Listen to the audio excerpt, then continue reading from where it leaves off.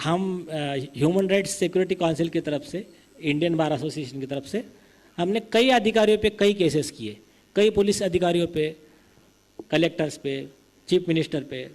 महाराष्ट्र के home minister जो थे तत्कालीन, अनिल देशमुख, जो जेल में गए, उसका वन ऑफ द पिटिशनर का काउंसिल मैं ही था। शेर को जब शिकार करना होता है 4 कदम पहले पीछे आता है, ध्यान सिर्फ लक्ष्य पे होता है। उसी तरह हमने कुछ स्ट्रैटेजी तय की है। स्ट्रैटेजी कल बताया, आज मैं फिर से रिपीट कर रहा हूं। एक टारगेट पहले, चाहे आपके दिल्ली के चीफ मिनिस्टर अरविंद केजरीवाल हो, यहाँ के चीफ सेक्रेटरी हो, यहाँ के पुलिस अधिकारी हो, 1-2 लोगों को, यहाँ के हेल्थ केंद्र के हेल्थ सेक्रेटरी, 1-2 लोगों को एग्जाम्पल बनाना है। एक पर एफआईआर, 2-4 जेल में, और सबने एक साथ एक ही काम। वो जैसा महाराष्ट्र में जो तानाजी के ऊपर जो मूवी बनी थी, तो उसमें क्या कहा था, आधी लगन कोंडाण्याची, मतलब मेरे बेटे की शादी बाद में कर लूंगा, पहले कोंडाना जीत कर लाएंगे हम। वैसा ही ये एक एग्जाम्पल सेट करना है। जैसा पहले हम शुरू में केसेस वगैरह फाइल करते थे ना, तो हमको सवाल पूछते थे अधिकारी, ऐसा कितने लोगों को अंदर डाला तुमने? तो फिर जब होम मिनिस्टर अंदर गया तो फिर हम जाके उनको पूछते थे, होम मिनिस्टर गया तुम्हारा, तुम कुछ भी नहीं हो। तो जैसा ही इनका कोई बड़ा अधिकारी एक बार जेल में गया, फिर उसके बाद में 1 बाय 1 एक-एक का हिसाब करेंगे, और फिर बाद में ज्यादा मेहनत नहीं लगती है।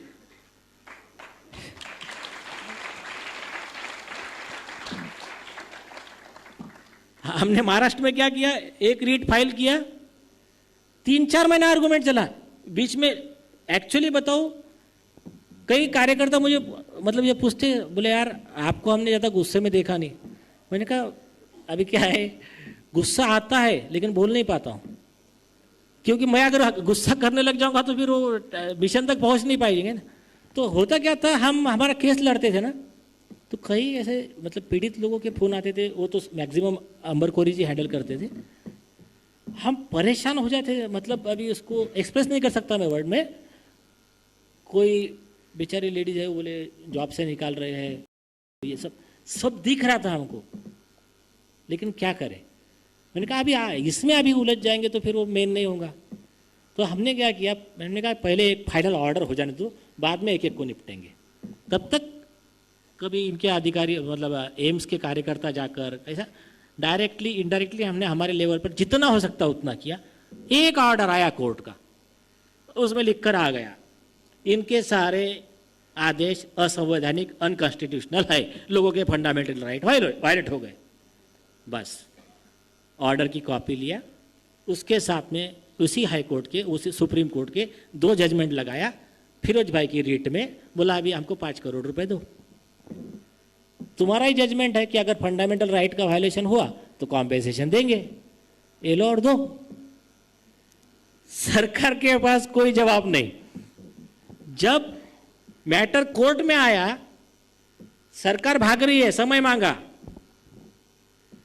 हमने कहा ठीक है 1 हफ्ता दो, 2 हफ्ता, 3 हफ्ता, बोले नहीं 2 महीने चाहिए। हमने कहा 2 महीना लो जवाब के लिए। उनको एक डेट फिक्स किया कोर्ट ने, यह तारीख तक तुम्हारा जवाब आना चाहिए। मैंने नोटिस सर्व किया, मैंने कोर्ट में बताया, मैंने साहब इस दिन अगर जवाब नहीं दिया इन्होंने, इसका मतलब इनको सारा मंजूर है पिटीशन अलाउड कर देने की। कोर्ट ने कहा वो तो सेटल्ड लीगल पोजीशन है ना। 2 महीना हो गया, डेट कंप्लीट हो गई, 13 जून लास्ट डेट था, कोई जवाब नहीं सरकार का। हमने फिर से नोटिस दी, हमने कहा जवाब दो, नहीं तो इसका मतलब है आपको हमारे पिटिशनर को 5 करोड़ रुपए कॉम्पेंसेशन देने में कोई प्रॉब्लम नहीं। चुप, कोई जवाब नहीं।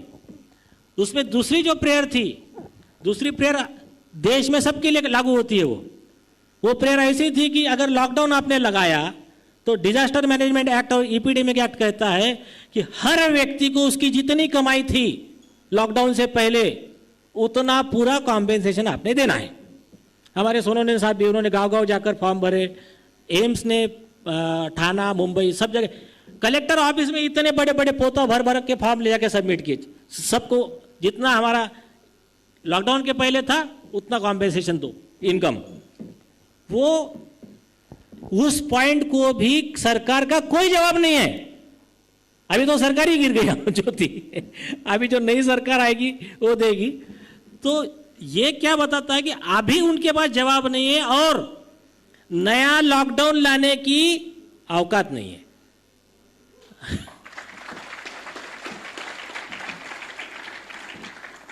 ना थर्ड वेव में लॉकडाउन आया ना फोर्थ वेव, तो वो सोच नहीं पा रहे क्या करना क्या नहीं। तो ये क्या हुआ, हमने एक स्ट्रैटेजी तय की, उसके हिसाब से हम चले। तो इस नियम से, इस हिसाब से चलने को जो लोग राजी है, देखिए हमारा कोई ऐसा विरोध नहीं है कि इससे ना दुश्मनी है। हो सकता है, मेरा वर्ड और मैं रिपीट करता हूं, हो सकता है किसी को लगता हो कि वो हमारे से बहुत ज्यादा ग्रेट है, कोई प्रॉब्लम नहीं, हो भी सकता है सचमुच। ये कोई पेटेंट थोड़ी है किसी व्यक्ति का कोई लॉ में मुझसे होशियार हो सकता है, कोई संगठन के काम में, आंदोलन में अक्षय जी से ज्यादा कम काम कर सकता है, हमको पता थोड़ी है। Don't see who is right, see what is right. कौन सही है ये नहीं देखने का, क्या सही है ये देखने का, इसी प्रिंसिपल पे काम करने का। जैसा अभी फिरोज भाई ने कहा, फिरोज भाई ने कहा कि नूपुर शर्मा ने जो कहा था वो उसने बुखारी शरीफ के हदीस से कहा। तो ये उस विषय को जिस तरह से बनाया गया, इस बारे में फिरोज भाई जैसे फेयर मुस्लिम बात कर रहे हैं, ये ज्यादा बेहतर है, बल्कि इसको हिंदू मुस्लिम का रंग देने से। तो ऐसे जो भी मामले हैं, हर मामले में हमको एक्साइट होकर, किसी का एक पक्ष लेकर, कोई रिएक्शन देकर ना उसमें रुकना है, ना उसमें हमारा मिशन डाइवर्ट करना है। हमको सबसे पहला एक ही, जैसा अर्जुन को ऊपर मछली की आंख ही दिखती थी, तो हमारा एक ही लक्ष्य, सबसे पहले ये जिन्होंने षड्यंत्र करके इस देश के लोगों को गरीब बनाने का प्लान किया, इनको बीमार बनाने का प्लान किया, इनका मास मर्डर, जिनोसाइड का प्लान किया, इन सबको सबक सिखाने का पहला मिशन, तो उसमें से ये 2-4 लोगों का जेल का इनका टूर कराना है। तो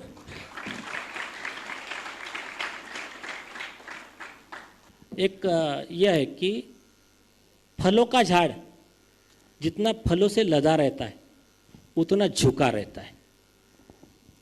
मतलब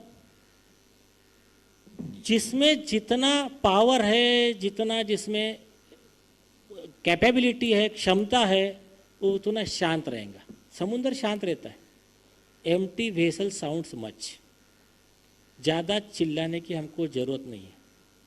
चिल्लाएंगे कब? जो बाकी हमारे पास दूसरी चीज़ें है नहीं। अभी हमको पता है लीगली, साइंटिफिकली, तथ्यों के आधार पे हम इनको सबको निपटा सकते हैं। आज सिर्फ करना क्या है हमको, एक साथ हमको हिटलर नहीं बनना है। कल मैं बता रहा था टीम को, हिटलर नहीं बनना है। हिटलर ने क्या किया, एक साथ इस पे भी हमला कर दिया, उस पे भी कर दिया, उस पे भी कर दिया, और बाद में सब देश एक साथ उस पे टूट पड़े, उसको सुसाइड करना पड़ा। फिर उसको हमको सिस्टमैटिक तरीके से 1 by 1 अपना स्ट्रक्चर पूरा तैयार है। ये लोग प्लान कर रहे हैं 2030 का न्यू वर्ल्ड ऑर्डर का, अपना प्लान तैयार है। 500,000 साल का कल्चर तैयार है हमारे पास।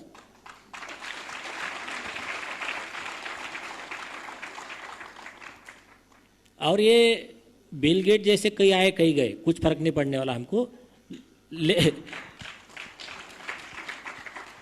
लेकिन इसका मतलब ये नहीं कि हम हाथ पैर हाथ धरे बैठे रह जाए। हमको लड़ना पड़ेगा। और एक जरा नारा लगा दो फिर अभी, भारत माता की वंदे वंदे। तो कल एक और एक मैंने बात कही थी,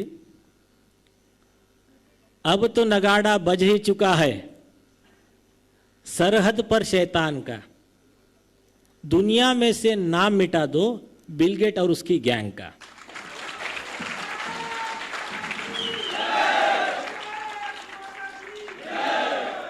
तो ये नारे में हमारे 2-4 फायदे हैं।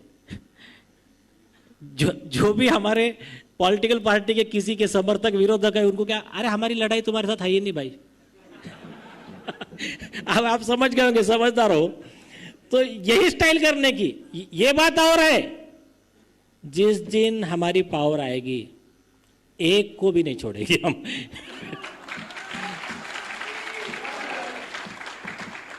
चाणक्य नीति अपनाने की हमको। वो एक शेर आता था, एक अपने लीडर है उनका फोटो आता था और उसके हाथ में एक डंडा दिखाया। बोले सभी कार्यकर्ताओं को अपने बोलते हुए, चिंता मत करो, अभी तेल लगा के सरसों का हिसाब होगा बरसों का। तो हिसाब हाँ, हम सबका करेंगे, अरमान से करेंगे, सबको मौका दिया जाएगा। लेकिन ये कब पॉसिबल होगा? अकेला नीलेश ओझा करने से नहीं होगा, अकेले कोई व्यक्ति करने से नहीं होगा। जब हम संगठन में रहेंगे ना, सारी दुनिया हिला देंगे।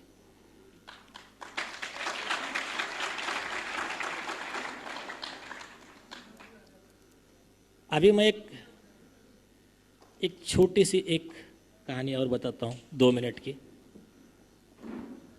एक कहते हैं ना, यथा राजा तथा प्रजा, वैसा नहीं है वो। यथा प्रजा तथा राजा, ये आज के सिनेरियो में ये परफेक्ट लागू होती है। एक बार क्या हुआ, एक राजा था, अति मतलब अत्याचारी, दुराचारी, न्यू वर्ल्ड ऑर्डर ग्रुप का था वो राजा। वो तो बहुत तकलीफ देता था लोगों को। उसने क्या किया, धीरे धीरे अत्याचार बढ़ाने शुरू कर दिया। और अब हुआ क्या, उस राज्य के बाहर में एक साधु महात्मा संत रहते थे और उनका एक चेला था। तो अब वो महात्मा जी थे, रोज पूजा करते थे, रोज प्रेयर करते थे भगवान से, भगवान एक बार तू मुझे राजा बना दे। बोले मैं जनता को इतना खुश रखूंगा, इनको ये सुविधा दूंगा, वो सुविधा दूंगा।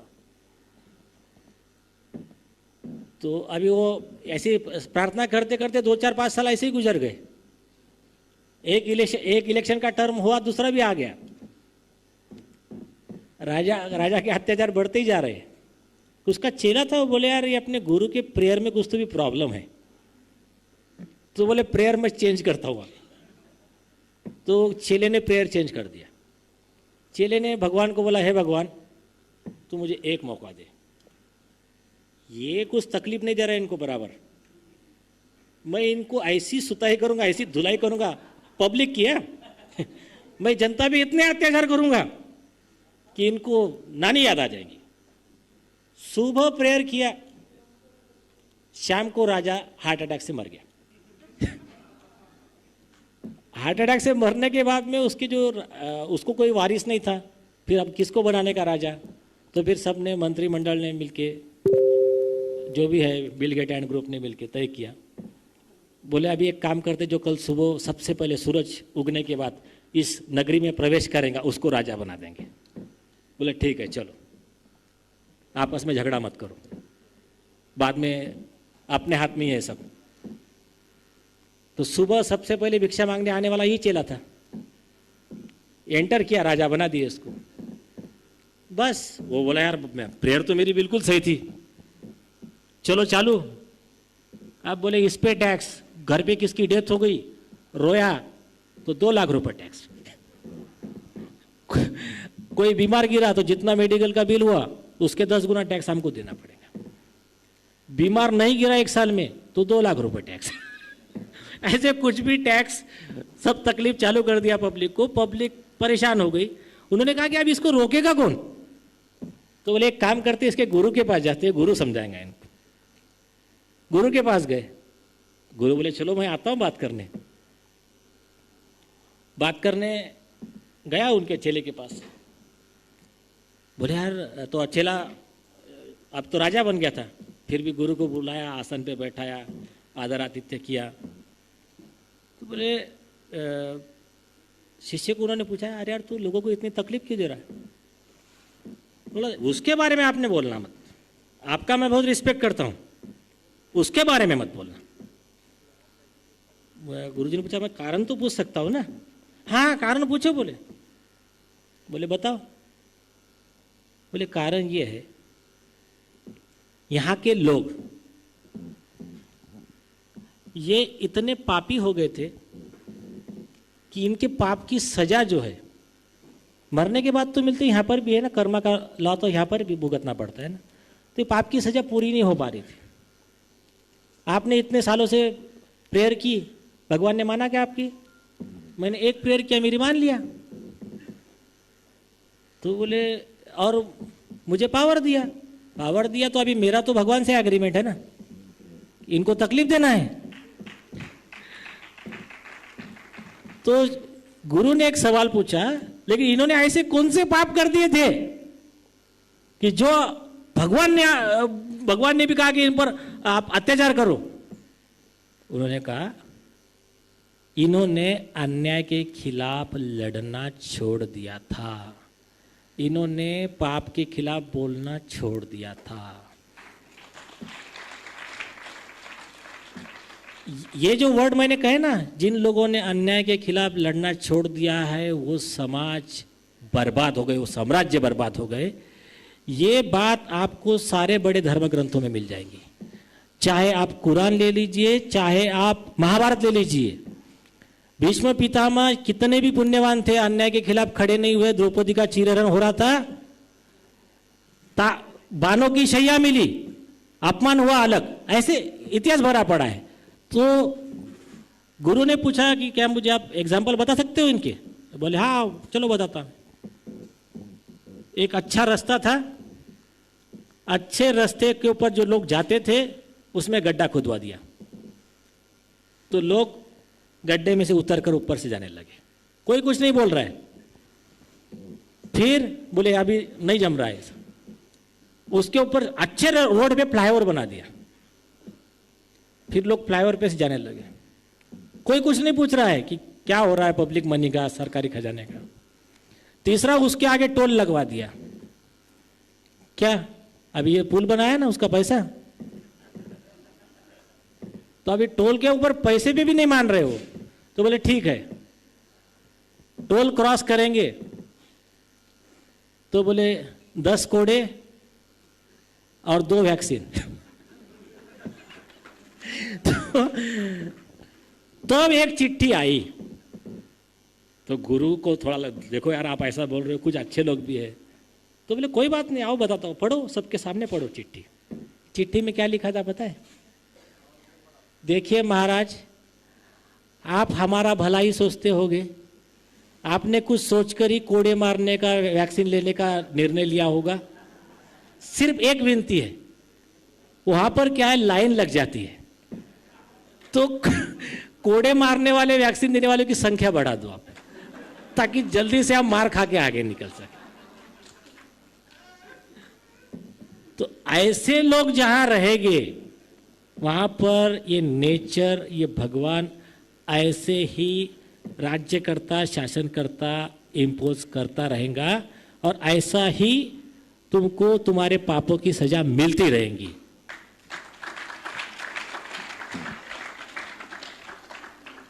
सिर्फ हमारे लिए खुशी की बात यह है कि हमारे यहाँ अन्याय सहने वाले नहीं है। इसका एग्जाम्पल, बेस्ट एग्जाम्पल ये है।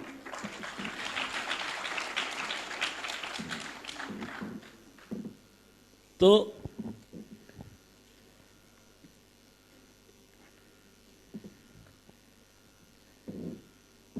एक समरी आपको आ गई होंगी हमारे काम करने का तरीका। ये सिस्टम को समझने के लिए, समझाने के लिए हम अलग अलग अपने डिपार्टमेंट भी बना रहे हैं। जैसा कल आपने देख लिया हमारे भावी शिक्षा मंत्री को, श्याम जी को,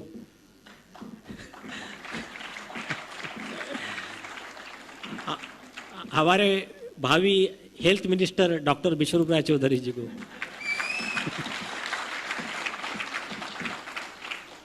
तो ऐसा सब तरह से हर लेवल पे हमारा काम चल रहा है।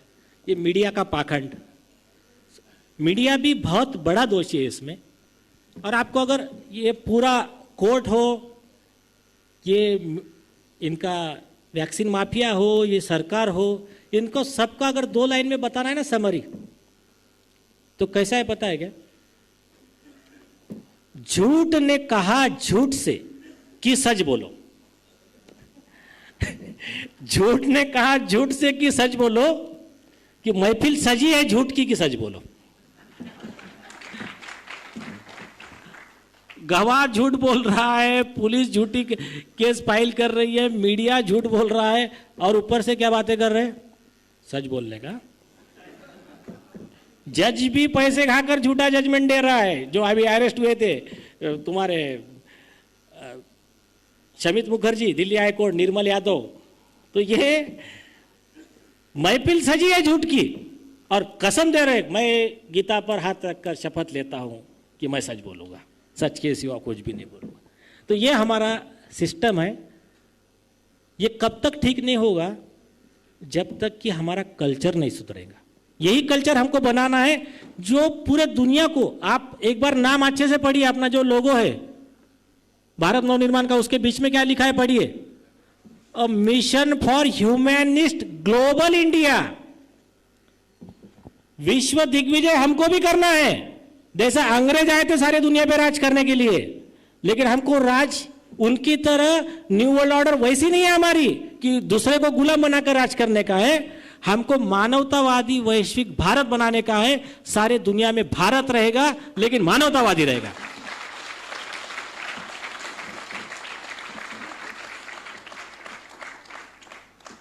सारी दुनिया रिक्वेस्ट करेंगी कि हमको भारत का हिस्सा बनाओ। हम बोलेंगे कि हम सोचेंगे अभी अमेरिका को लेना है कि नहीं लेना है। और ये तभी पॉसिबल है, और ये बिल्कुल पॉसिबल है, अच्छी नीयत और अच्छे उद्देश्य के लिए एकत्रित तरीके से निस्वार्थ भाव से हम काम करेंगे तो ये पॉसिबल है।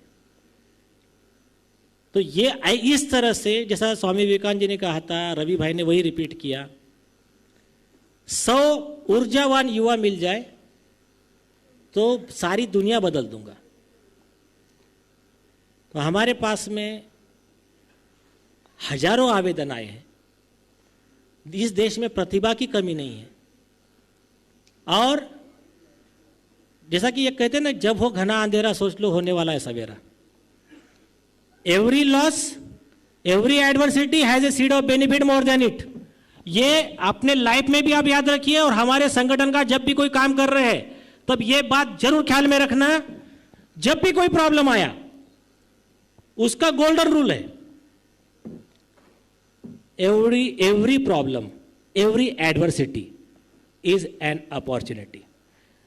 उसका गिफ्ट रैपर पे नाम प्रॉब्लम लिखा रहता है, अंदर में वो अपॉर्चुनिटी होती है। इसका आपको आपके हिसाब से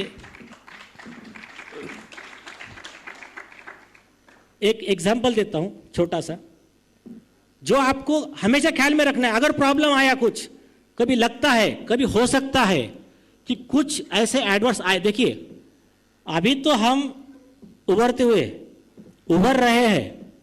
जब इनके इंटरेस्ट को हम टच करेंगे, जैसा अभी एक एक हमारे ऑर्डर पे, एक एक आंदोलन पे उनका हजारों करोड़ का नुकसान हुआ, ये ऑफिशियल रिपोर्ट बताती है। उनका वैक्सीन कंपनी का हजारों करोड़ का नुकसान हुआ। आगे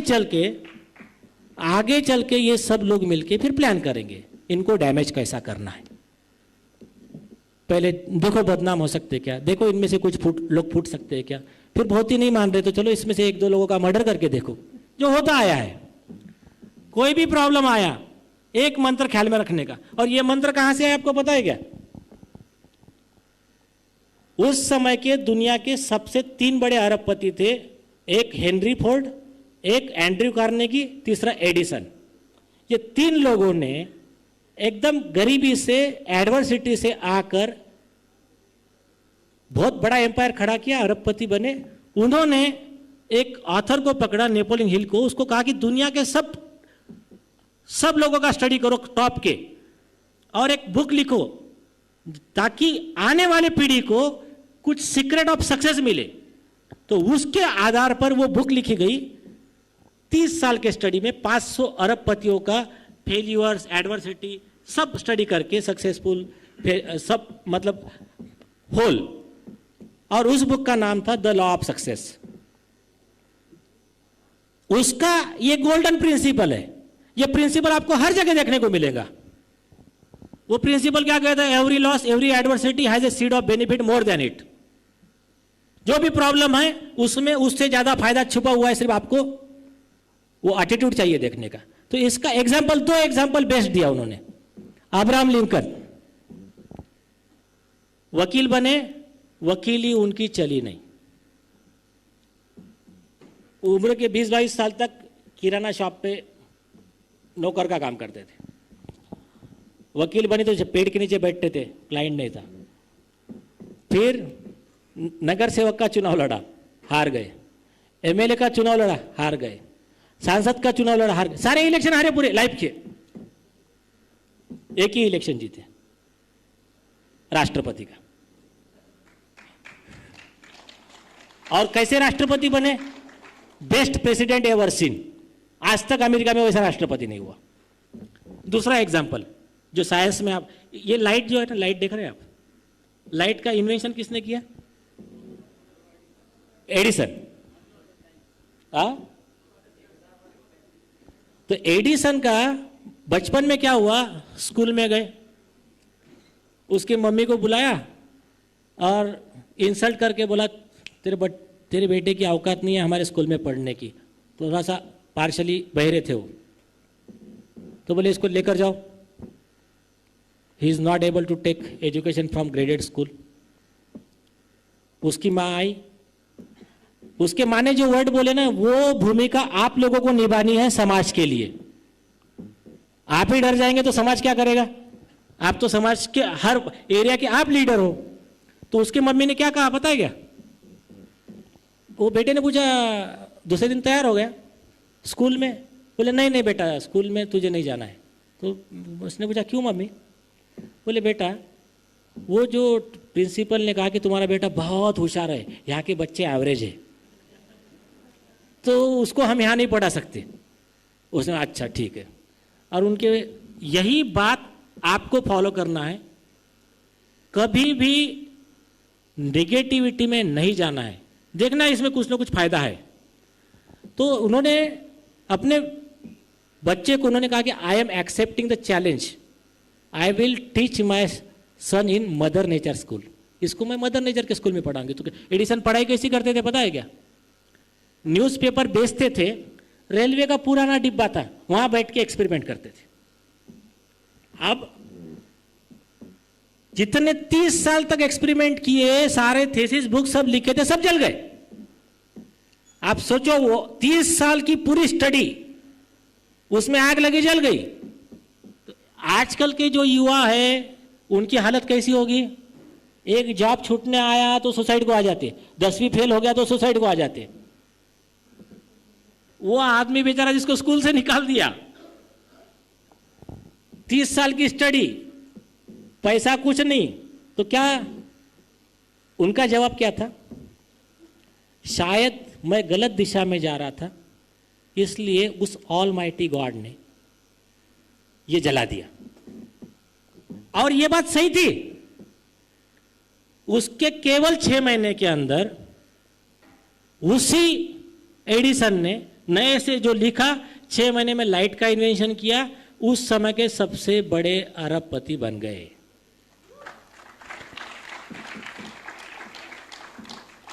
तो ऐसा कोई भी प्रॉब्लम है, एक ही वर्ड ख्याल में रखने का, कुछ भी प्रॉब्लम आया, ये जो डराते ना आपको, इनका डर का खेल चलता है। बोला इसमें कुछ ना कुछ हमारा फायदा ही लिखा है।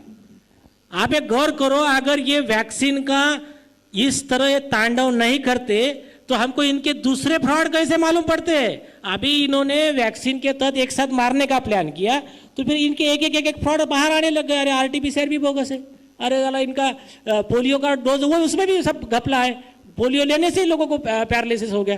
तो ऐसे इनके एक फ्रॉड बाहर आ रहे हैं, WHO के फ्रॉड बाहर आ रहे हैं। तो इतने बड़े पैमाने पे आज हम इतने लोग एक साथ कैसे आ गए? क्यों आए? Thanks to Bill gets.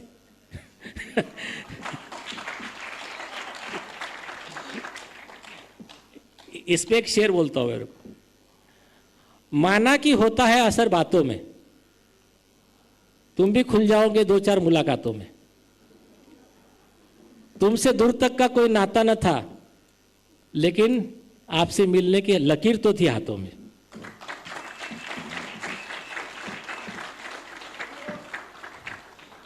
तो ये जो बिल गेट्स एंड ग्रुप है, इनको हमारे तरफ से इस बात के लिए धन्यवाद। वो परेशान इसमें ही होंगे। उनका प्लान क्या था आपको पता है? एक बात आप और गौर कीजिए, दुनिया का सबसे बड़ा मेडिसिन कौन सा है आपको पता है? पर्सनल इंटरैक्शन बिटवीन फ्रेंड्स, आपका जिससे ट्यूनिंग अच्छा जमता है ना, इन्होंने वही तोड़ा। 2 गज की दूरी, लॉकडाउन, बहुत बड़ा प्लान था। एक भी साइंटिफिक प्रूफ नहीं है इनके पास कि इससे कोई फायदा होता है, तब भी लगाया। आप कभी भी गौर कर लेना, कभी लाइफ में आपको कोई प्रॉब्लम आया, कभी बीमार है, आपका कोई दोस्त, पिताजी, पेरेंट्स, मामा, दादा, जो भी आपको आकर मिले, सर पे एक हाथ फिरा दे, बेटा कोई बात नहीं, हो जाएगा ठीक। उस समय जो स्ट्रेंथ आती है, जो हार्मोन्स हमारे बॉडी में तैयार होते हैं, उसके वजह से जो केमिकल मतलब रिएक्शन होता है बॉडी में, उससे जैसा उसके इतना अच्छा मेडिसिन ही नहीं है। जो डॉक्टरी फील्ड के लोग हैं, वो आपको प्लेसिबो पता है क्या? प्लेसिबो इफेक्ट पता है क्या? जिन लोगों को सारी दवाई देकर भी कुछ नहीं होता है, तो उनको डॉक्टर कहता है एक काम करो, मेरे पास एक बहुत बड़ा मेडिसिन आया, मतलब बहुत महंगा है, लेकिन आपका उसमें इलाज हो जाएगा, अभी अमेरिका से इंपोर्ट करके आए। तो ठीक है, दे दो। कितने का है? 4000 रुपये लगेंगे। 4000 ले लिया डॉक्टर ने। प्लेसिबो, मैं मेरे दोस्त का किस्सा बता रहा हूँ। तो नर्स ने दे दिया, मैंने पूछा ये प्लेसिबो क्या है? वो बोले सलाइन वाटर। Saline water. तो बोला कितने में आता है? 2 रुपये में। तो फिर इसको ऐसा क्यों दिया? बोले देखो अभी उसकी तबीयत कल ठीक हो जाएगी। ये साइंटिफिक है। अगर आपको ये एहसास दिला दिया जाए कि आप इस चीज से ठीक होने वाले हो, तो ये उससे ठीक हो जाते हैं। और एक एक्सपेरिमेंट उन्होंने किया था, एक कैदी जिसको डेथ पेनल्टी दी थी, उसके पैर में 2 डॉट लगा दिए और उसको बोला कि आपको सांप ने काट लिया है, आप मरने वाले हो।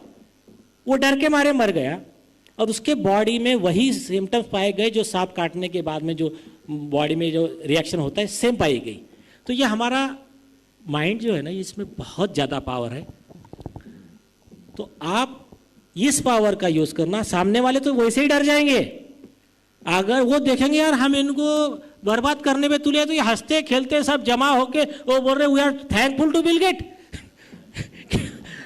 तो अच्छा किया तूने हमारे सबको एक जगह ला लिया। तो ये जो भी होता है यह हमारे फायदे के लिए होता है। यही मंत्र आपने ख्याल में रखना और यही भावना से काम करना। अपने एरिया के सभी लोगों को एक दूसरे को एनकरेज करते रहने का। डिप्रेशन में नहीं आए, कुछ भी हो जाए, कितनी भी बुरी कंडीशन आ जाए, hope for the best, be prepare for the worst. आपको कभी भी कुछ भी लगेगा, अरे यार आप कैसा। राजीव भाई दीक्षित का जब निधन हुआ तो कई कार्यकर्ता डिप्रेशन में आ गए, अरे आप इतना अच्छा काम कर रहे थे, उनको मरवा दिया। लेकिन किसी व्यक्ति के नहीं रहने से आंदोलन नहीं रुकना चाहिए। हम बार बार कहते हैं ना, तेरा वैभव अमर रहे मां, हम दिन चार रहे ना रहे। हम लोग आएंगे जाएंगे, ये देश, इस धरती का गौरव हमेशा रहना चाहिए। तो हमको इसी भावना से काम करना है। कुछ फर्क नहीं पड़ने वाला है। ऑल चीज, एवरीथिंग जो चाहिए सारी चीज कोडिफाई करके है। हमारे पास ना वीरों की कमी है, ना नेतृत्व की कमी है, और एक जाएगा 1000 खड़े हो गए। Don't worry.